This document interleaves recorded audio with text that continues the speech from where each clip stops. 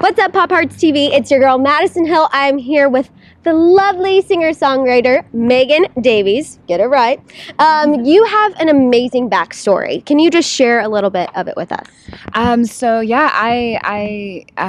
from Pennsylvania originally, and I moved to Nashville when I was 19. I thought I would be a guitar player. Actually, I studied guitar in college for a bit, and my junior year, I injured my elbow, and I couldn't play for like 8 or 9 months or so. I had to have surgery, and I had switched my major.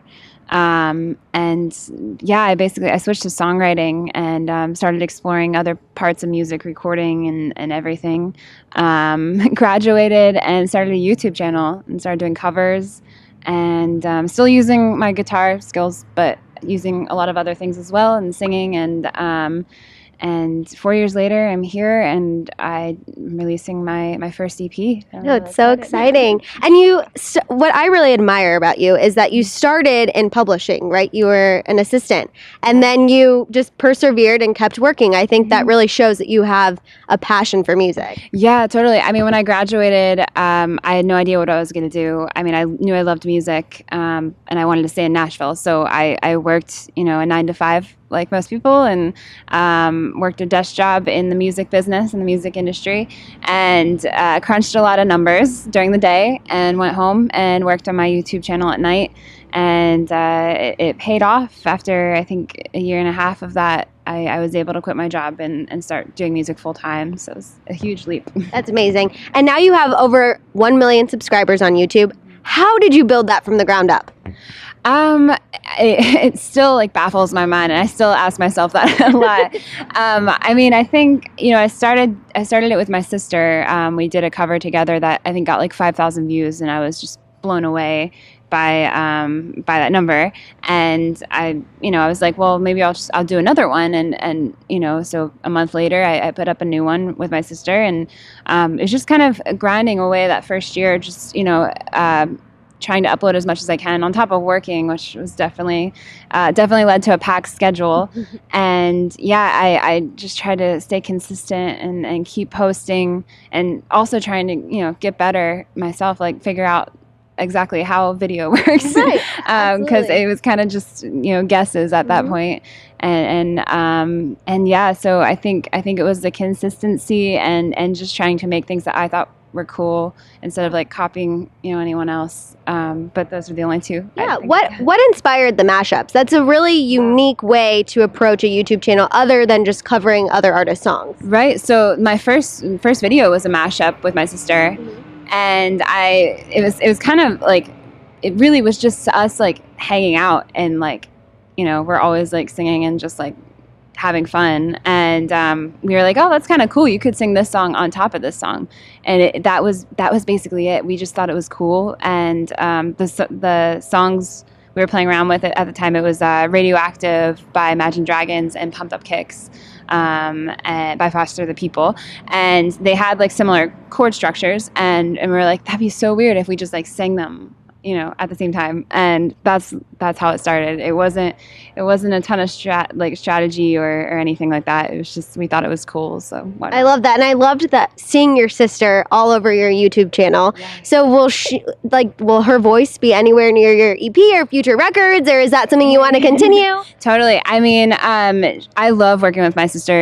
We grew up singing together. She actually just started grad school, so she's not even doing anything music related right at this moment. But she's been so supportive of me and of me making this record, because she knows I've been a songwriter for a long time, and she's been very supportive of the whole thing. And she came into the studio when I was making the project a few times, and actually I think she did sing some background vocals. I don't know if you can hear it. It's probably buried with a lot of other things. I think she's somewhere in Only Us and then maybe Black and White, but yeah, I totally see myself collaborating with her, my entire life. But she's right now doing something that's very important to her as well. So absolutely. So talking about your new EP, what was the songwriting process for that like? Totally. So I've basically been writing songs the past 4 years while I've been making these covers. I've always written songs sort of personal to me and like in my bedroom, and hadn't shared a ton really. Mostly just I think I was really nervous to share them, especially as the audience was growing and they loved the covers so much, and it was so amazing. But I felt like it was a lot easier to take criticism for covers than it was original songs. So I just didn't share them, and I played them live at shows and just kind of let myself also grow as a songwriter and figure out what I want to say. And the songs on this EP were things I wrote over the past year, and then maybe I think Walk Away I wrote 2 years ago, and just toured with them and let them grow with me, and I rewrote verses at times and added sections that weren't there, and just kind of just lived with them for a little bit before I put them down in a recording to release. So I'm really excited that they are where they are now. And when can we expect the EP? July 28th is the release date. So it's coming up. I'm so excited. I've been waiting. It's available for pre-order right now, but I literally I can't wait for everyone to hear these songs. How would you describe the vibe and genre of your music? Mm-hmm.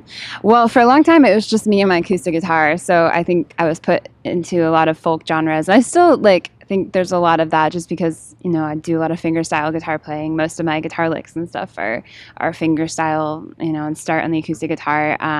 This EP we really took influences from everywhere. It's hard to put one genre. I mean, it was really fun though, being able to put drums on things and electric guitars and real instruments. That was something I really wanted. When we set out to make this was, let's get actual instruments to do this, and real violins and things like that. And I think it's a mix of a lot of different things. I think there's some pop in there. There's some rock at times. There's honestly some rap kind of esque parts, and yeah, I think it's a good mix of things that have influenced me over the past few years. I love it. Mix of everything. So you are obviously a go-getter, a goal setter. What do you have planned? What do you see after the EP? Oh gosh, I really hope to tour.